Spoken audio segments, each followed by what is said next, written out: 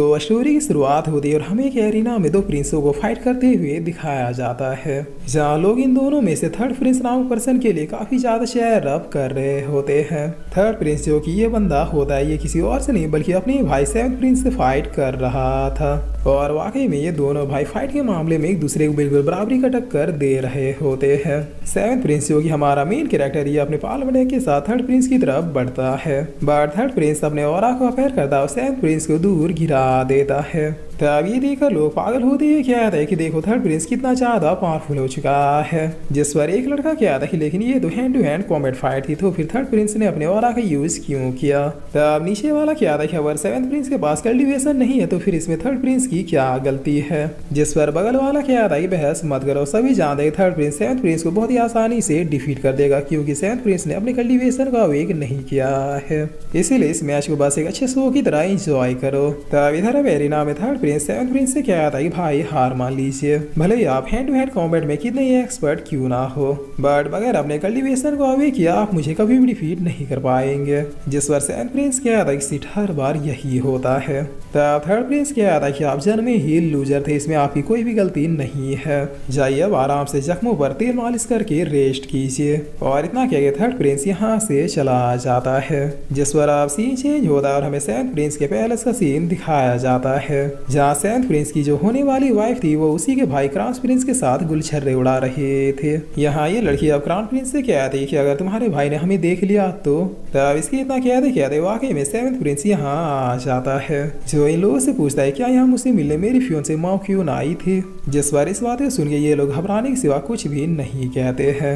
जिस पर seventh Prince की नजर भी अब कमरे की ओर पड़ती है, जहाँ क्राउन प्रिंस कह रहा होता है कि उस यूजलेस बास्टर्ड की चिंता तुम क्यों कर रही हो, उसने अभी तक अपने कल्टीवेशन को भी अवेक नहीं किया है, मैं जब चाहूँ उसे कुत्ते की तरह पट्टा बना के मार सकता हूँ। तो इन बातों को सुन के सेवंथ कह था कि मौकिन तुमने मुझसे धोखा किया, और इतना किया कि ये गेट खोल देता है। जिस पर ये लोग भी अंदर से बगैर किसी रिग्रेट या फिर शर्म के सेवंथ प्रिंस को देखते हैं। तब सेवंथ क्या था क्राउन प्रिंस तुम। जिस पर क्राउन प्रिंस क्या था कि बुरा मत मानो भाई, ये दुनिया ही ऐसी है, यहाँ पर सिर्फ पावरफुल लोगों की ही इज्जत और पूजा होती है। अब अगर हमारे रॉयल पैलेस में तुम वेस्ट निकल गए तो फिर इसमें मैं क्या कर सकता हूँ। तब ये लड़की माफिन भी क्या थी सेवंथ तुम जाओ भाड़ में, हम चले पहाड़ में, मुझे क्राउन प्रिंस पसंद है ना कि तुम, इसलिए मेरी लाइफ से दफा हो जाओ। जिस पर इतना सुनते सेवन इनके ऊपर अटैक करने के लिए बढ़ जाता है, बट क्राउन प्रिंस तुरंत ही साइड हो जाता है।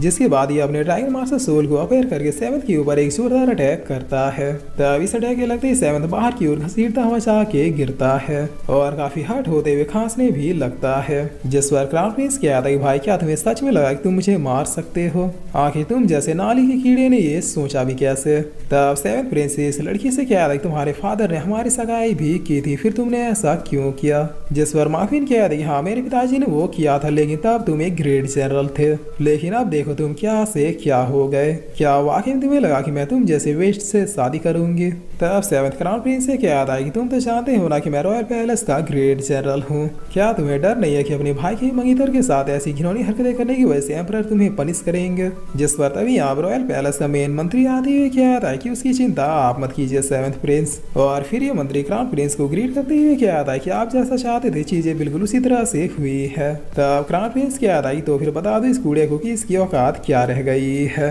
जिस पर ये मंत्री अब एक लेटर को पढ़ते हुए क्या आता है क्योंकि अब सेवंथ प्रिंस में वो दम नहीं रह गया जो कि आज से 3 साल पहले हुआ करता था। अब तो कल का जन्मा बच्चा भी अपने कल्टीवेशन को अब एक कर पा रहा है, बट सेवंथ प्रिंस अब भी नहीं। इसीलिए हमारे एम्परर ने सेवंथ प्रिंस को ग्रेट जनरल की पोजीशन से हटाने का फरमान जारी किया है, यानी रॉयल पैलेस में अब सेवंथ प्रिंस के लिए कोई भी हाई पोजीशन नहीं है। तब इतना सुनते सेवंथ अब काफी शौक होते हुए क्या आता है कि नहीं ऐसा नहीं हो सकता, एम्परर ऐसा नहीं कर सकते। जिस पर क्राउन प्रिंस अब काफी जोरों से हंसते हुए क्या आता कि लो अब रॉयल पैलेस का मेंबर भी नहीं रहा। और फिर क्राउन प्रिंस अब सेवंथ से क्या आता कि तुम्हारी सब काबिलियत है तब पिताजी ने तुम्हें यूज किया, बट अब चूंकि तुम सिर्फ एक वेस्ट ही रह गए हो, इसलिए पिताजी ने तुम्हें चाय में पड़ी मक्खी की तरह निकाल के फेंक दिया। जिस पर इतना क्या कि ये लोग यहाँ से चले जाते हैं। तब सैन प्रिंस अब होपलेस होकर बैठते हुए क्या था कि मास्टर पीक आपने कहा था कि जब एक दिन मुझसे सब कुछ छीन जाएगा उस दिन मैं आपका डिसाइबल बनने के लिए वर्दी हो जाऊंगा। क्या आप आज ही के दिन के बारे में मुझे हिंट दे रहे थे? जिस पर यहाँ भी गोलू मोलू क्यूट सा पीके अपेयर होते हुए क्या था कि बिल्कुल सही कहा, मैं चाहता था एक न एक दिन ये होगा, इसलिए मैंने तुम्हें पहले डिसाइबल एक्सेप्ट नहीं किया था, बट अब एक्सेप्ट करता हूँ। आज से और अभी से मैं master peak 7th heavenly creature में से एक, जिनके पास 36 सुप्रीम टेक्निक्स, 72 हेवनली टेक्निक्स और ना जाने कितने स्काई लेवल के टेक्निक्स मैं तुम्हें सिखाऊंगा। बताओ क्या तुम ग्रेट मास्टर पीक से ये सारी चीजें सीखना चाहोगे? तब 7th कह रहा है कि इसके लिए मैं अपनी जान भी दे सकता हूँ, प्लीज सिखाइए मुझे। जिस पर मास्टर पीक कह रहा है कि आओ फिर मेरे साथ। और इतना क्या कि ये 7th को एक अलग ही डायमेंशन में ले आते हैं जहाँ पर चारों तरफ आसमान में हजारों स्वॉर्ड किसी तारे की तरह चमक रहे होते हैं। तब 7th कह रहा है कि इतने सारे स्वॉर्ड आखिर हम है कहाँ? जिस पर मास्टर पीक कहते हैं कि स्वॉर्ड रिलम में, जो कि एंशिएंट टाइम से मोस्ट पावरफुल वेपन और कल्टीवेशन स्टाइल में से एक है। बट 10,000 सालों के बीते बीते सारे स्वॉर्ड कल्टीवेटर डिसअपेयर हो चुके हैं, क्योंकि बीते इन सालों में इंसानों ने तरक्की करते करते इतनी तरक्की कर ली कि अब वो इन वेपन से ज्यादा पावरफुल बीस्टों को मार के ही उनके सोल से प्रैक्टिस कर रहे हैं। आज के टाइम में वेपन टाइप का कल्टीवेशन तो जैसे खत्म ही हो चुका है। तब 7th कह रहा है कि आपका मतलब मैं एक स्वॉर्ड कल्टीवेटर बनने वाला हूँ? जिस पर मास्टर पीक कह रहा है क्यों, क्या तुम्हें कोई आपत्ति है? तब 7th कह रहा है कि आपत्ति नहीं है, बस थोड़ा ही ओल्ड फैशनेबल लग रहा है। जिस पर मास्टर पीक कह रहा है कि ओल्ड ही तो गोल्ड होता है लड़के। तब 7th कह रहा है कि बताइए फिर मुझे क्या करना है? जिस पर मास्टर पीक कह रहा है कि सबसे पहले तुम एक स्वॉर्ड को चूज करो। तब 7th पूछता है कितने सारे स्वॉर्ड में मैं एक को चूज कैसे करूं? जिस पर मास्टर पीक कह रहे हैं कि चिल्लाते हुए कहो कि मुझे सबसे स्ट्रॉन्गेस्ट स्वॉर्ड का ओनर बनना है। तब 7th थोड़ा फनी स्टाइल में कह रहा है कि सीरियसली? जिस पर मास्टर पीक कह रहे हैं कि बिल्कुल। तब 7th भी बिल्कुल इसी तरह से चिल्लाते हुए कह रहा है कि मुझे सबसे पावरफुल स्वॉर्ड का ओनर बनना है। जिस पर 7th ऐसा कहते इन स्वॉर्ड्स में हलचल होने लगती है। तब 7th कह रहा है कि अरे वाह, लगता है काम हो गया। मास्टर पीक देखिए एक स्वॉर्ड मेरी तरफ ही आ रहा है, लेकिन तभी कोई दूसरा स्वॉर्ड आके इस स्वॉर्ड को डिस्ट्रॉय कर देता है और यहाँ पर अब चारों तरफ इन स्वॉर्ड्स के बीच में जंग छिड़ जाती है। तब 7th पूछता है कि मास्टर आखिर ये सब क्या हो रहा है? जिस पर मास्टर पीक बता दे कि यहाँ पे मौजूद हर एक स्वॉर्ड को लगता है कि वही सबसे पावरफुल है, इसीलिए तुम्हारे पास आने के लिए ये एक दूसरे से फाइट कर रहे हैं। इस पूरे स्वॉर्ड रिलम में 10,000 सालों बाद कोई आया, भला ऐसे मौके को ये लोग कैसे जाने दे सकते हैं? तब ये स्वॉर्ड्स फाइट करते करते प्लैनेट्स को ही डिस्ट्रॉय करने लगते हैं, जिसे देख 7th कह रहा है क्या ही वो है इन स्वॉर्ड्स में। तब मास्टर पीक अपने मन में कह रहा है कि ऐसा तो मैं पहली बार देख रहा हूँ कि इस लड़के के लिए सारे स्वॉर्ड्स में ऐसी जंग छिड़ चुकी है। लगता है इस लड़के को अपना ओनर बनाने के लिए पूरा स्वॉर्ड रिलम ही डिस्ट्रॉय हो जाएगा। जिस पर 7th कह रहा है कि मास्टर ऑलमोस्ट सारे स्वॉर्ड्स डिस्ट्रॉय हो चुके हैं, क्या मेरे लिए एक भी बचेगा या फिर नहीं? तभी आसमान में अब एक स्वॉर्ड अपने आसपास के सारे स्वॉर्ड्स को डिस्ट्रॉय करते हुए 7th के पास आ जाता है।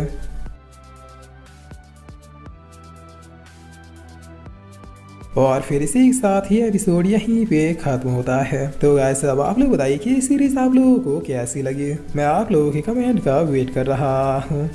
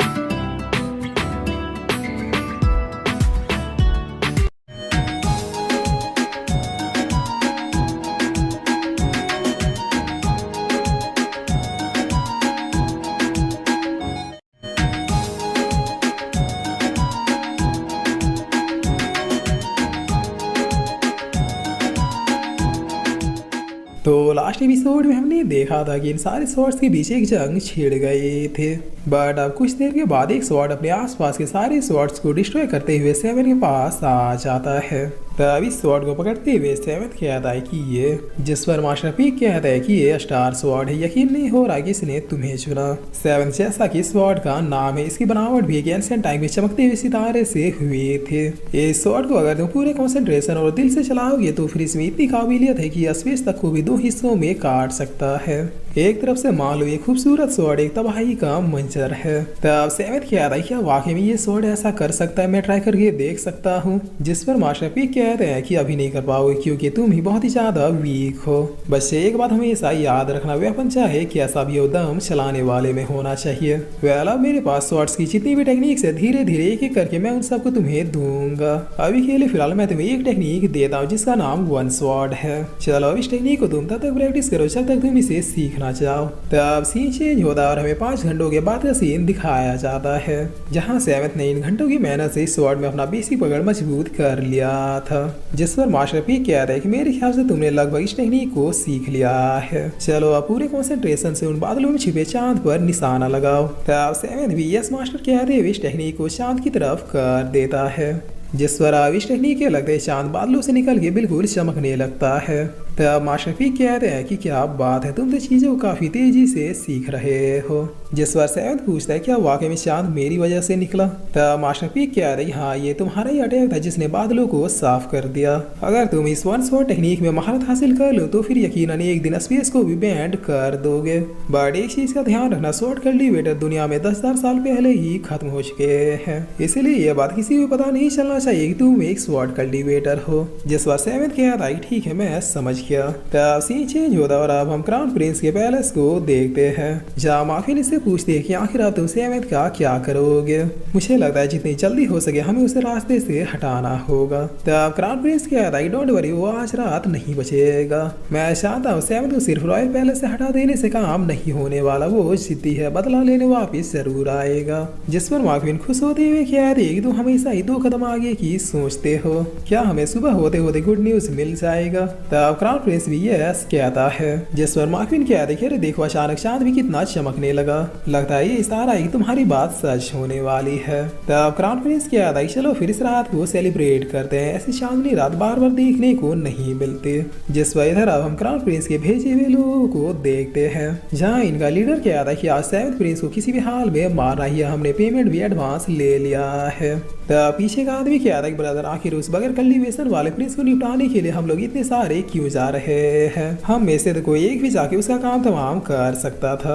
जिस पर आदमी कहता है कि ज्यादा झंडू बाम मत बनो। तब ये लोग अब सेवेंथ प्रिंस के कमरे के बाहर पहुंच जाते हैं जहाँ सेवेंथ अंदर मेडिटेट कर रहा था। जिस पर ये आदमी कहता है कि जब वो कल्टीवेट कर ही नहीं सकता तो फिर ध्यान से क्यों बैठा है, कहीं ऐसा तो नहीं किसी कल्टीवेशन आती हो, बस ये किसी को बता नहीं रहा। तब ये लीडर कहता है कि बकवास बंद करो और जाओ मारो उसे। जिस पर इतना सुनते ये लोग सेवेंथ को मारने के लिए बढ़ जाते हैं, लेकिन तभी सेवेंथ आंखें खोलते हुए तुरंत ही अपने स्वॉर्ड को निकाल के इन सबका गला रेत देता है। तब इस नजारे को देख इस लीडर के फटके फ्लावर हो जाती है और ये खुद से कहता है कि इसकी माँ ये मेरी आंखें क्या देख रही है, इसने तो ऐसे लाशें बिछाए जैसे घर में कोई चटाई बिछाता हो। तब सेवेंथ कहता है कि सामने आओ। जिस पर ये लीडर भी बाकी लोग साथ अंदर आ जाता है और आते हुए पूछता है कि ये तुम्हारा स्वॉर्ड चमक क्यों रहा है। तब सेवेंथ कहता है क्योंकि मेरा मार्शल सोल यही है। जिस पर इतना सुनते ये लोग यहाँ से भागते हुए कहते हैं कि दिल्ली से पहले रुकना नहीं है, आज अगर जिंदा बचे तो फिर सबसे पहले उस क्राउन प्रिंस का ही जाके बांस करना है। तब सेवेंथ कहता है कि वो तो तुम्हें क्राउन प्रिंस ने भेजा था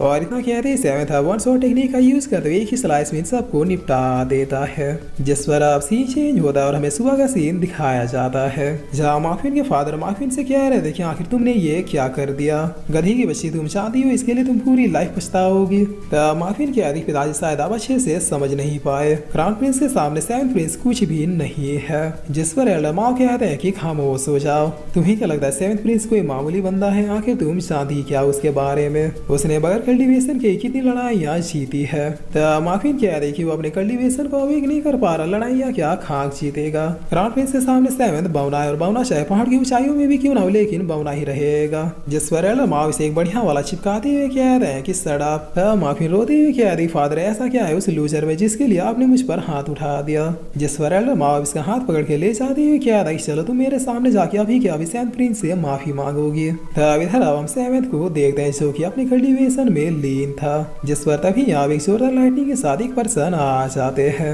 जो आते हुए पूछते हैं क्या तुम ही सेवेंथ प्रिंस हो। तब सेवेंथ भी यस कहते हुए अपने मन में कहता है कितना पावरफुल हो रहा है, जिस पर ये ओल्ड मैन कहता है कि मैं विंसिंग एकेडमी का इंस्ट्रक्टर बाइसिन हूँ। तब सेवेंथ इसे तुरंत ही ग्रीट करते हुए कहता है कि वो तो आप ही है विंसिंग एकेडमी के इंस्ट्रक्टर, जिस पर एल्डर बाय कहता है कि मैं यहाँ तुम्हें ये इन्फॉर्म करने आया हूँ कि तुम्हारा जो एडमिशन था विंसिंग एकेडमी में उसे रद्द कर दिया गया है। तब सेवेंथ कहता है कि लेकिन क्यों, जिस पर एल्डर बाय कहता है कि तुम पूछ रहे हो क्यों, तुम कल्टीवेट नहीं कर सकते, इसका मतलब हमेशा एक मामूली इंसान रहोगे। तब सेवेंथ कहता है कि लेकिन मैंने बगैर कल्टीवेशन की बहुत सी उपलब्धियां हासिल की है, आप चाहे तो अभी कभी मेरा टेस्ट ले सकते हैं। जिस पर तभी मार्विन यहाँ पर आके हंसते हुए कह रही कि देख लीजिए पिताजी इस लूजर की औकात क्या है, इसे तो विंसिंग एकेडमी वाले भी अपने सेक्ट में नहीं ले रहे। तब एल्डर माओ काफी गुस्से में कहते हैं कि चुप रहो तुम, और फिर ये सेवेंथ को ग्रीट करते हुए कहते हैं कि मेरी बेटी नादान है और मैं चाहता हूँ किसने जो किया है वो आसानी से माफ करने के लायक नहीं है, मगर एक बेटी का बाप होने के नाते मैं पूरी शर्मिंदगी के साथ अपनी बेटी के गुनाहों के लिए माफी मांगता हूँ।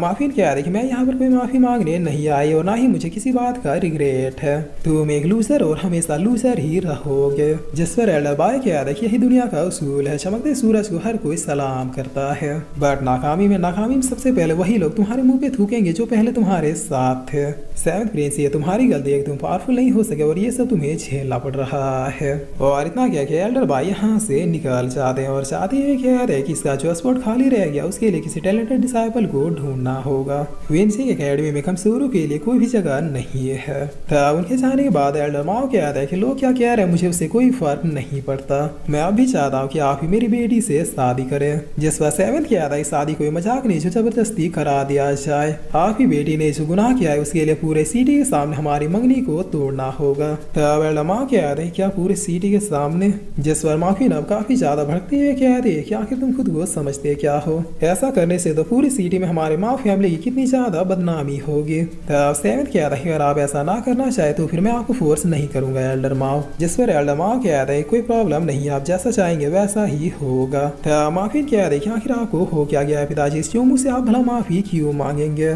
सेवेंथ कान खोलिए सुन लो, अगर तुम वाकई मर्द हो तो फिर आज ही क्राउन प्रिंस से जाके फाइट करो। जिस पर तभी पीछे से एक लेडी आती हुई कह रही है कि वो क्यों फाइट करेगा क्राउन प्रिंस से, सगाई तुम्हारे फादर ने करवाई थी ना कि क्राउन प्रिंस ने। माफिन पूछती है कि तुम कौन हो, जिस पर लेडी अब सेवेंथ को ग्रीट करती हुई कह रही है कि मेरा नाम रानी है, थ्री रिलम ऑफ चैम्बर की प्रिंसेस। और फिर इसी के साथ ही एपिसोड यहीं पे खत्म होता है।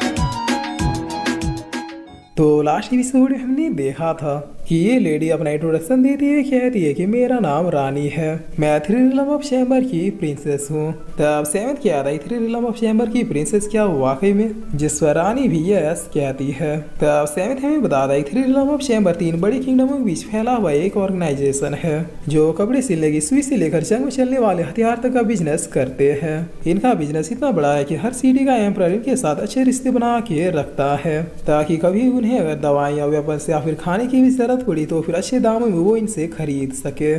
जिस पर एल्डर माँ कहता है कि आखिर इतने बड़े घराने की लड़की यहाँ सेवेंथ प्रिंस से मिलने क्यों आई है। तब मार्विन एकदम से कुछ याद करते हुए कहते कि मुझे याद आया, कहीं ये लोग वही तो नहीं जो कि पूरे सिटी का बिजनेस चलाते हैं। जिस पर एल्डर माँ कहते बिल्कुल सही समझे, पूरे टेन्यू डायनेस्टी में कोई भी ऐसा नहीं है जो कि इनसे बैर रखने की हिम्मत करे, यहाँ तक कि रॉयल फैमिलीज भी नहीं। बेटी अगर ये लड़की यहाँ पर सेवेंथ प्रिंस के लिए आई है तो फिर तुम अपनी गलतियों पर पछताने के लिए तैयार रहो। ये लोग बाहर से भले ही बिजनेसमैन दिखते हैं बट अंदर से इनके कई तरह के मिस्टीरियस ऑर्गेनाइजेशन भी चलते हैं। तब सेवेंथ पूछता है कि मिस रानी आप यहाँ पे पर्सनली आए, क्या आपको मुझसे कोई काम है। जिस पर रानी कह रही कि मुझे पता चला कि मिस मार्विन तुमसे शादी नहीं करना चाहती, इसलिए बगैर किसी टाइम वेस्ट किए मैं यहाँ पे आ गई तुमसे अपनी शादी की बात चलाने। तब ये सुन के सेवेंथ बहुत ही फनी तरीके से कंफ्यूज हो जाता है। जिस पर मार्विन कह रही मिस रानी मैं कुछ समझे नहीं, आखिर इतने बड़े घराने की होगे तुम यहाँ पे इस लूजर से शादी की बात करने कैसे आ सकती हो, आखिर हो क्या गया है तुम लोगों को। तब रानी कह रही मुंह बंद करो, अपने काम से काम रखो, तुम इतनी क्वालिफाइड नहीं होगी सेवेंथ प्रिंस को जज कर सको।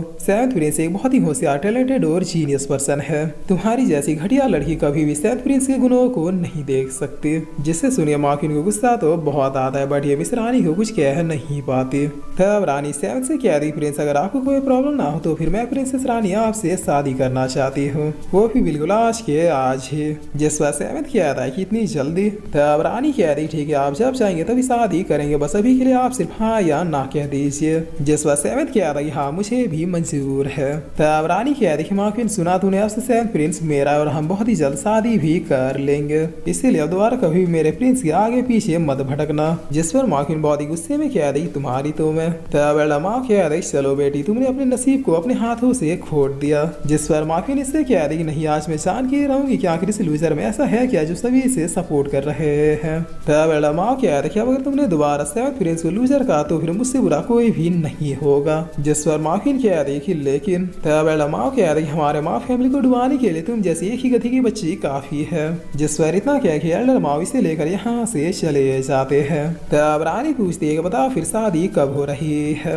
जिस पर सेवेंथ पूछता है क्या तुम वाकई में सीरियस हो। तब रानी कह रही कि बिल्कुल देखो ये मेरे पुरखों का दिया हुआ पेंडेंट है जिसे मैं हमेशा ही अपने पास रखती थी, बट अब मैं इसे एक हिस्सा एज लव सिंबल के रूप में तुम्हें देती हूँ। जिस पर सेवेंथ कुछ भी नहीं कहता है। तब रानी पूछती है क्या हुआ, क्या मैं तुम्हारे लायक नहीं हूँ। जिस पर सेवेंथ एक बेहतरीन जवाब देती हुए कहता कि नहीं बल्कि मैं तुम्हारे लायक नहीं हूँ। थ्रिल ऑफ चैम्बर की प्रिंसेस को कोई मुझ जैसा नहीं बल्कि मुझसे भी लाख गुना अच्छा मोस्ट पावरफुल प्रिंस मिलना चाहिए, बट तुमने जो आज यहाँ आके माँ फैमिली के सामने मेरी लाज रखी उसके लिए मैं तुम्हारा कर्जदार हो गया और इसीलिए इस पेंडेंट को मैं फ्रेंडशिप के रूप में एक्सेप्ट करके ये वादा करता हूँ कि अगर कभी फ्यूचर में तुम्हें हेल्प की जरूरत पड़ी तो फिर सबसे पहले मैं ही आऊंगा। तब रानी कह रही अरे अरे आप तो काफी सीरियस निकले जी। जिस पर सेवेंथ कह रहा है तुम्हारी बातों से मुझे पता चल गया था कि तुम सिर्फ यहाँ पे मार्विन को चलाने के लिए आई हो। तब रानी यहाँ से जाते हुए कह रही कि ठीक है जी अपना ख्याल रखिएगा, फ्यूचर में अगर मुझे पति नहीं मिला तो फिर सबसे पहले तुम्हें घर से उठाऊंगी।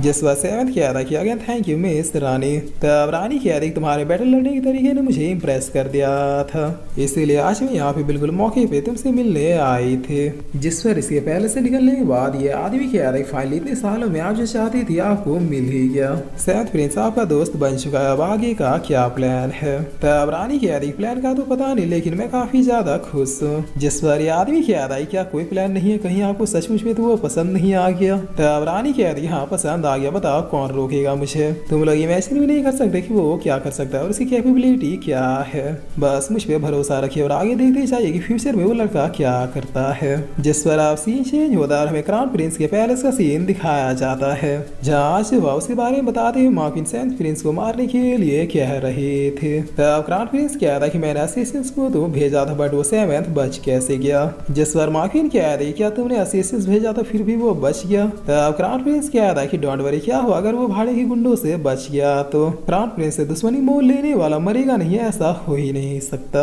जिस पर मार्विन खुश होती है कह रही कि सच में। तब क्राउन प्रिंस कह रहा कि जस्ट वॉच बेबी। तब सीन चेंज होता और हमें 2 दिनों के बाद फिर से एरिना का सीन दिखाया जाता है जहाँ सेवेंथ प्रिंस और थर्ड प्रिंस ही फिर से फाइट कर रहे थे, लेकिन इस बार सेवेंथ थर्ड प्रिंस को अच्छा मजाक सिखाता है। जिस पर पीछे जाते थर्ड प्रिंस पूछता है कि तुमने ये कैसे किया। तब सेवेंथ कहता है कि जादू से। जिस पर थर्ड प्रिंस प्रिंस कह रहा है क्या जादू। और फिर थर्ड प्रिंस सेवंथ से कह रहा है कि भाई मैंने जो पहले कहा था कि तुम एक लूजर हो उसे मैं वापस लेता हूँ। आज मैं समझ गया कि तुम कोई लूजर वूजर नहीं बल्कि एक जीनियस हो, इसलिए मैं तुम्हें एक छोटा सा इन्फॉर्मेशन दे रहा हूँ। रॉयल पैलेस में ग्रेट जनरल और ब्लेजिंग सेक्ट में एक डिसाइबल का स्पॉट खाली है। मुझे लगता है अब तुम आसानी से इन दोनों स्पोर्ट्स में इनरोल कर जाओगे। सेवंथ पूछता है कि और तुम्हारा क्या, तुम क्या करोगे, क्या तुम्हें कोई रॉयल पैलेस या फिर किसी भी एकेडमी में एडमिशन नहीं चाहिए। जिस पर थर्ड प्रिंस यहाँ से चाहते हुए कह रहा है कि मुझे ये रॉयल पैलेस वाले नौकरों की नौकरी नहीं चाहिए, मैं सिर्फ खुले आसमान के नीचे पूरी दुनिया घूमना चाहता हूँ। तब एरिना से बाहर निकलते थर्ड खुद से कह रहा है क्या तुमने भी फील किया कि ब्रदर की पावर अचानक ही बढ़ गई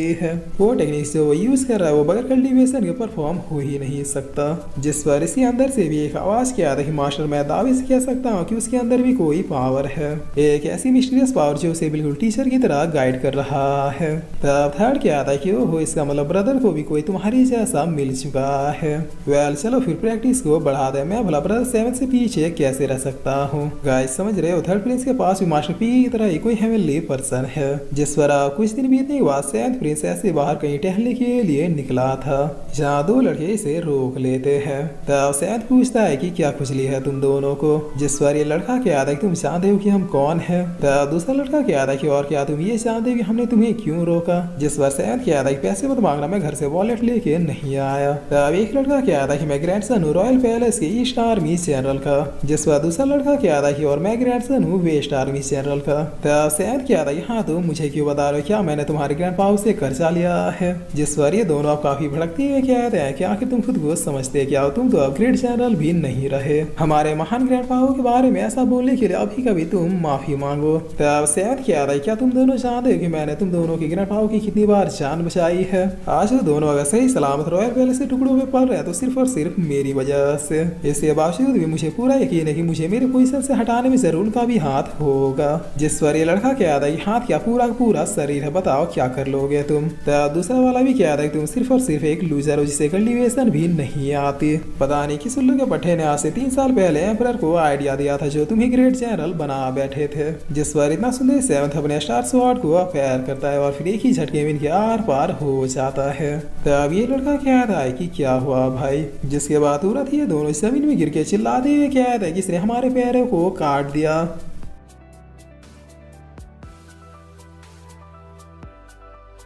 और फिर इसी के साथ ये एपिसोड यहीं पे खत्म होता है।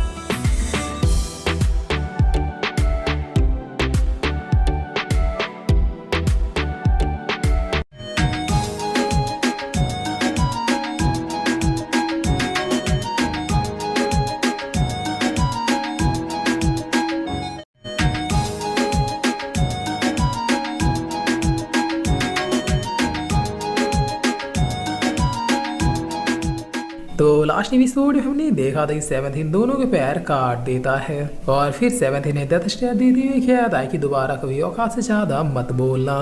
तब इनसे निपटने के बाद सेवंथ वापिस अपने पैलेस में आके प्रैक्टिस में लग जाता है और फिर लगते ही पूछता है कि मास्टर आखिर अचानक ही लोगों को क्या हो गया जो मुझसे हेट करने लगे। जिस पर मास्टर पीक कहता है कि लोग तुम्हारी इज्जत तभी तक करेंगे जब तक वो तुमसे कमजोर हैं। ये तुम्हारी गलती है कि समय के साथ साथ तुम पावरफुल नहीं हो पाए और लोग तुमसे आगे निकलने लगे। तब सेवंथ कहता है कि यही सेम बात विंची एकेडमी के इंस्ट्रक्टर ने भी कही थी। खैर इन बातों को छोड़िए और आप मुझे ये बताइए कि आखिर मेरे असली फादर किस टाइप के पर्सन थे। जिस पर मास्टर पीक कहता है तुम्हारे फादर एक अलग ही लीग के पर्सन थे। वो अपने काम के इतने पक्के थे कि उनके नाम के आगे ग्रेट लगाया जाता था।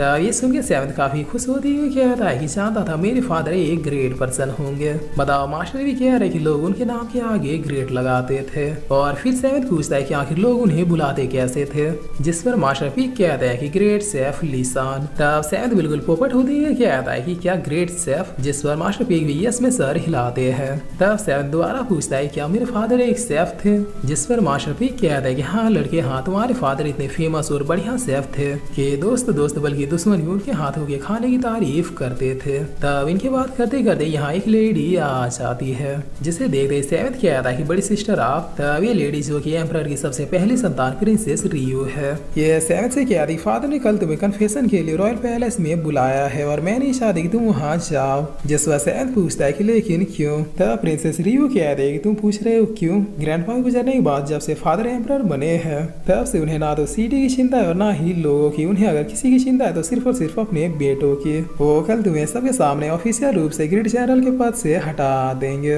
इतना ही नहीं, तुमने जो ईस्ट जनरल और वेस्ट जनरल के लड़कों का पैर काटा है उसके लिए तुम्हें जेल भी भेज सकते हैं। जिस पर सेवंथ किया था कि वो तो अभी मुझे प्रिजन में डालने की प्लानिंग कर रहे हैं। तब प्रिंसेस रियो की आदि सेवंथ मुझे ये भी पता है कि इन सबके पीछे क्राउन प्रिंस का हाथ है, बट टेंशन मत लो, मैं उसे सबक सिखा दूंगी, तुम्हें वहां पर जाने की जरूरत नहीं है।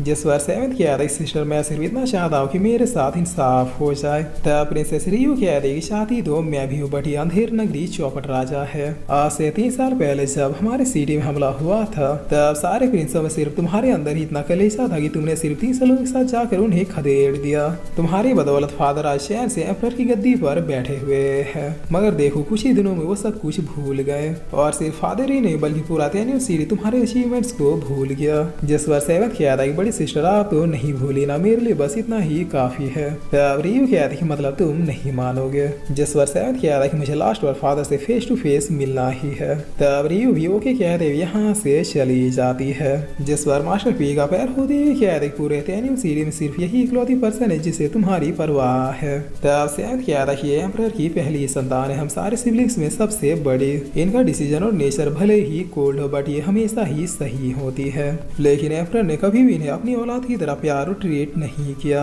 जिस पर मास्टर पी कहता है कि तुम्हारे फंटर आ रहे हैं। तभी इनकी इतना कह दिया अचानक ही 5 लोग आ जाते हैं जो आते ही कहते हैं कि प्रिंस बताइए क्या ऑर्डर है। तब सेवंथ कहता है कि मैंने तुम लोगों को नहीं बुलाया। जिस पर ये लड़का कहता है कि हमने सुना कि आप पर हमला हुआ था इसलिए हम लोग तुरंत सब कुछ छोड़ छाड़ के आ गए।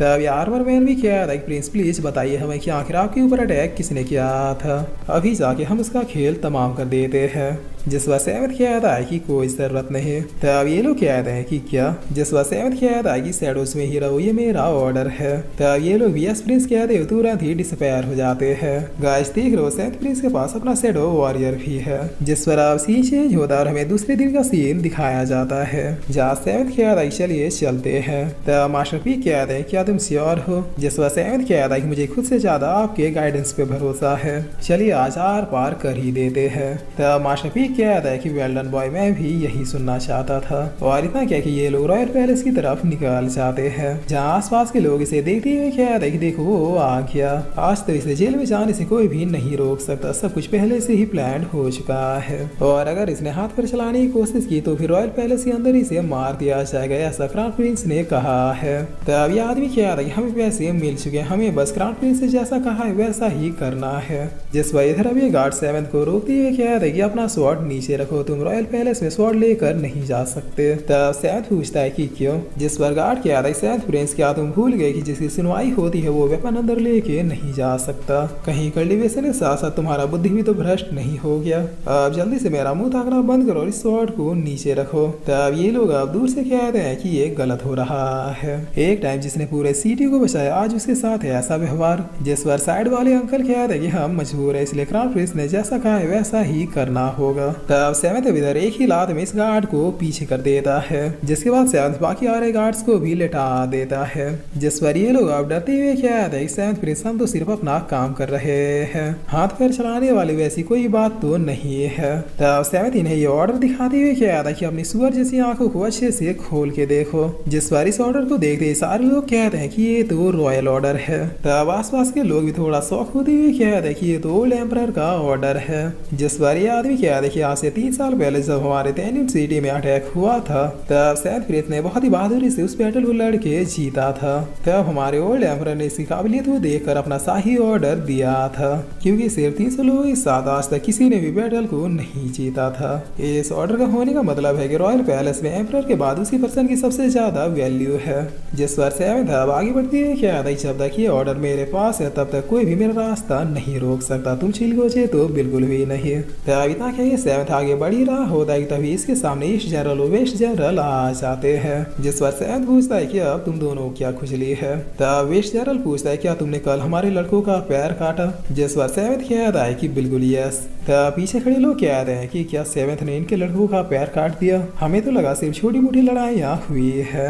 जिस पर ईस्ट जनरल अब भड़कती है क्या सेवेंथ तुम्हारी ये मजाल के हमारे बैल जैसे सीधे बच्चों का पैर काट दो, क्या समझते तुम खुद को, तो तुम ग्रेट जनरल भी नहीं रहे। तब सेवेंथ दोनों बिल्कुल गाल में प्रसादी दे देता है। जिस पर ईस्ट जनरल कहता है क्या तुमने हमारे ऊपर हाथ उठाया। तब सेवेंथ कहता है कि अगर मुझे पहले पता होता कि तुम दोनों की नीयत में इतना खोट है तो तुम दोनों ओल्ड बास्टर्ड को मैं वही जंग में ही मार डालता। जिस पर वेस्ट जनरल कहता है सेवेंथ अपनी मर्यादा में रहो, एक बार बचा लिया इसका मतलब हम तुम्हारे गुलाम नहीं हो गए। तब वेस्ट जनरल भी कहता है कि चलो एम्परर के पास, अब तो तुम्हें जेल जाने से कोई भी नहीं रोक सकता और जेल में हम ही खातिरदारी करेंगे। जिस पर इतना कहते सेवेंथ पैर भी चला देता है। तब वेस्ट जनरल भी अब सेवेंथ को मारने के लिए बढ़ता है, बट सेवेंथ इसे मुंह में देते हुए आगे बढ़ जाता है। जिस पर ये दोनों अब चिल्लाते हुए कहते हैं चलो एम्परर के पास अब फैसला वही होगा। तब लोग भी अब बातें करते हुए कहते हैं सेवेंथ प्रिंस पहले से भी ज्यादा अग्रेसिव और डोमिनेटिंग हो गया है, बता बिना हाथ पैर चलाई तो ये बात कर ही नहीं रहा। जिस पर सेवेंथ प्रिंस अब रॉयल पैलेस की ओर जा ही रहा होता है तभी इसके सामने फिफ्थ प्रिंस और सिक्स्थ प्रिंस आ जाते हैं।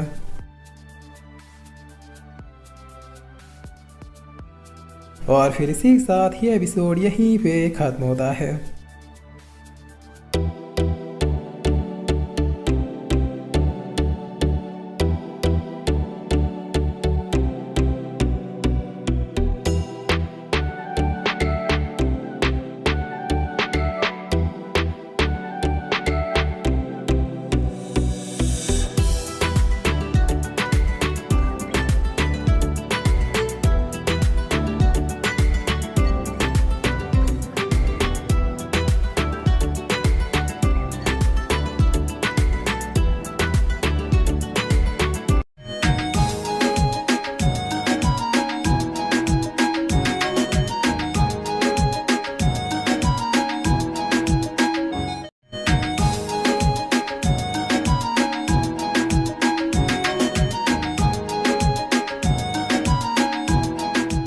तो लास्ट एपिसोड में हमने देखा था कि सेवेंथ अब रॉयल पैलेस की ओर जा ही रहा होता है तभी इसके सामने फिफ्थ प्रिंस और सिक्स्थ प्रिंस आ जाते हैं।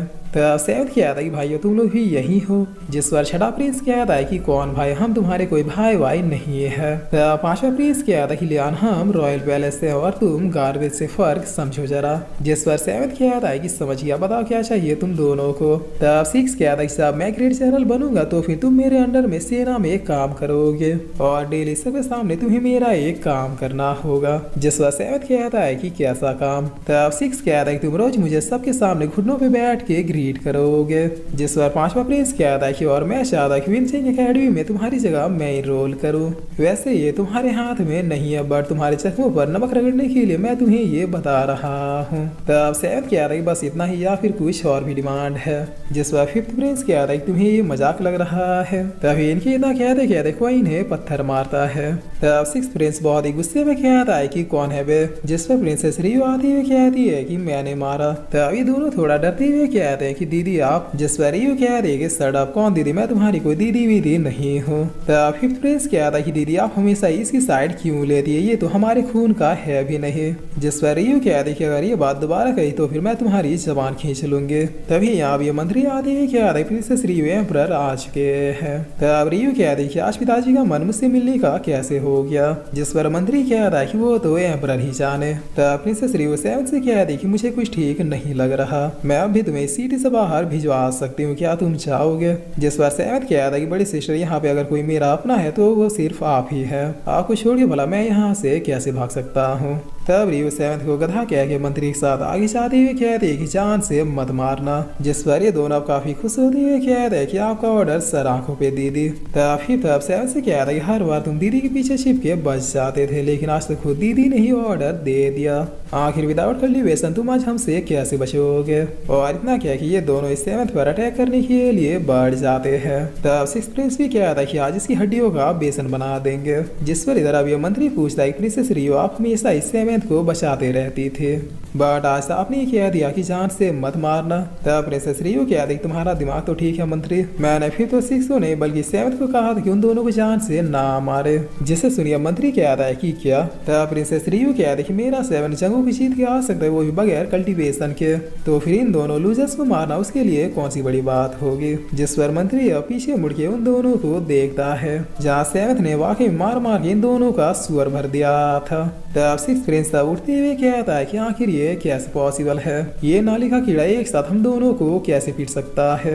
जिस पर सेवेंथ इसके ऊपर अपने पैर को रखते हुए कहता है कि भाई मानता हूं इसलिए चिंता छोड़ रहा हूँ, वरना अभी तुमने जो कहा उसके लिए मौत से कम सजा नहीं होती। तुम ग्रेट जनरल बनने के ख्वाब देखते हो, मगर बैटल में उतरते दुश्मन को देख के भाग निकलते हो। अगर तुम जैसा सुअर टेन्यून सिटी का ग्रेट जनरल बन गया तो फिर उद्धार हो गया इस सिटी का। जिस पर फिफ्थ प्रिंस उठती है क्या पता नहीं हमारे सन की ग्रैंडपा को तुम्हारे अंदर क्या दिखा, जो रॉयल फैमिली का ना होते हुए तुम्हें अडॉप्ट कर लिया, बट अब गद्दी पे ग्रैंडपा नहीं बल्कि फादर है। तब शायद इसे अब एक किक मारते हुए क्या था कि ग्रैंडपा का नाम जरा इज्जत से लो, उनके जैसे एम्परर आज तक ना तो कभी हुआ है और ना ही कभी होगा। मानता हूँ अब ग्रैंडपा नहीं रहे, बट उन्होंने मुझसे कहा था कि मैं भी इस फैमिली का हिस्सा हूँ, और सिर्फ हिस्सा ही नहीं हूँ बल्कि तुम सारे प्रिंसों में सबसे जीनियस भी हूँ, इसीलिए आइंदा दोबारा मेरे सामने मत आना, वरना बैठने लायक भी नहीं छोड़ूंगा। तब ये लोग अब इस नजारे को देखकर थोड़ा डरते हुए क्या देख लगता है सेवेंथ प्रिंस आज फुल रेज में है। पहले गार्ड्स फिर जनरल और अब जाके प्रिंस भी। भाइयों क्या कहते हो, हमें झूठी गवाही देनी चाहिए या फिर नहीं। जिस पर बगल वाला क्या था क्राउन प्रिंस से ज्यादा कमीना है, वो हमें जिंदा नहीं छोड़ेगा, इसीलिए जो काम मिला है उसे पूरा करना ही होगा। तब इधर अब ये मंत्री क्या था कि मान गया प्रिंसेस आपको इकलौती आप ही तो है जो सेवेंथ प्रिंस को इतने अच्छे से जानती है, बट सेवेंथ प्रिंस ने अभी जो किया है उसे सिर्फ और सिर्फ एम्परर का गुस्सा बढ़ेगा और कुछ भी नहीं। इसीलिए मैं आपसे रिक्वेस्ट करता हूँ कि प्लीज आप सिर्फ और सिर्फ अपने भाइयों की तरफ ही साइड ले, ना कि किसी अनाथ का जिसे आपके ग्रैंडफादर बस ऐसे ही उठा ले आए थे। जिस पर इतना सुंदर प्रिंसेस रियो मंत्री को एक थापड़ जड़ देती है। तब मंत्री क्या था प्रिंसेस आपने मुझे मारा, जिस पर प्रिंसेस रियो क्या थी कि वो तब तुम मुझे बताओगे क्या सही है और क्या गलत। तब मंत्री क्या था कि माफ कर दीजिए, मैं तो सिर्फ आपकी भलाई के बारे में सोच रहा था। जिस पर रियो अब इसे बिल्कुल सेवेंथ के स्टाइल में किक मारते हुए कहते हैं कि दफा हो जाओ, अगर तुम 5 मिनट और मेरी नजरों के सामने रहे तो फिर मैं ही तुम्हें जिंदा खत्म कर दूंगी। तब मंत्री अब घुटनों बैठते हुए कहता है कि माफ कर दीजिए प्रिंसेस, मैं अब दोबारा से कुछ भी नहीं बोलूंगा। जिस पर अब सीन चेंज होता और हमें टेन्यून सिटी के बॉर्डर का सीन दिखाया जाता है, जहां सैनिक आपस में बातें करते हुए कहते हैं क्या ये बात सच है कि वाकई में सेवेंथ प्रिंस को ग्रेट जनरल की पोजीशन से हटा दिया गया। अगर ऐसा हुआ तो फिर टेन्यून सिटी के दुश्मनों के अटैक को कोई भी नहीं रोक पाएगा, उनके जैसा लीडर मिलिट्री में और दूसरा कोई हो ही नहीं सकता। तब उनके कमांडर बहुत ही गुस्से में कहते हैं जब तक गोल्ड एम्परर थे तब तक सब बिल्कुल सही चल रहा था, बट उनके जाने के 3 साल बाद ही ये लोग मनमर्जी पे उतर आए हैं। नए एम्परर को सिर्फ और सिर्फ सांस और अपने बेटों से मतलब है। सेवेंथ प्रिंस ने सिटी के लिए जो कुछ भी किया है उन्हें उसकी कोई परवाह नहीं है। तभी इनकी इतना कहते कहते यहाँ पे एक तेज आंधी आने लगती है, और ये आंधी हवा की वजह से नहीं बल्कि इंपीरियल पैलेस से सैनिकों द्वारा आ रही थी, जहाँ ये लोग अब चीखते चिल्लाते हुए क्या कि हम पे हमला हुआ, इंपीरियल पैलेस वालों ने दोबारा से हमारी टेरिटरी पे अटैक कर दिया, इनकी संख्या करीबन करीबन हमसे 100 गुना अधिक है। तब इधर अब हम सेवेंथ को देखते जो कि एम्परर पैलेस के बाहर पहुंच चुका था, जिस पर ये लोग भी अब धीरे धीरे सेवेंथ के साथ बढ़ने लगते हैं। लेकिन तभी एक लड़का सेवेंथ से बात करने का ट्राई करता है, लेकिन ये आदमी इसे रोकते हुए क्या था कि जानता हूँ कि तुम्हारा ये हीरो है, बट अभी फैन मूवमेंट बनाने का समय नहीं है। तब ये लड़का क्या था कि वो बेस्ट प्रिंस है पूरे रॉयल पैलेस में, जिस पर ये आदमी क्या था कि जब खुद रॉयल पैलेस ही नहीं चाहता कि सेवेंथ प्रिंस यहाँ रहे तो फिर हम लोग क्या ही कर सकते हैं। एम्परर इसकी जगह अपने बेटों को बागडोर संभालने के लिए देंगे, भले ही सेवंथ प्रिंस कितना ही ज्यादा टैलेंटेड क्यों ना हो। तब लोग अब जाके क्राउन प्रिंस को ग्रीट करते हैं। जहाँ क्राउन प्रिंस अब सेवन को रोकते हुए कहता है क्या तुम मुझे ग्रीट नहीं करोगे। तब सेवन कहता है तुम्हारे जैसे घटिया लोगों के मुंह पे मैं थूकूं ना ग्रीट तो बहुत ही दूर की बात है।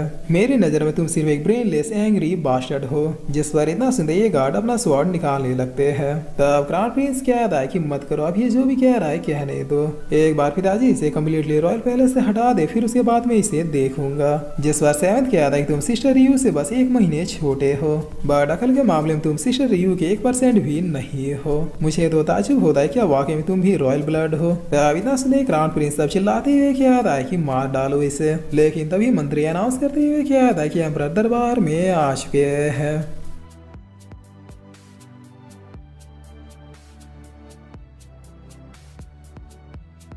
और फिर इसी के साथ ये एपिसोड यहीं पे खत्म होता है।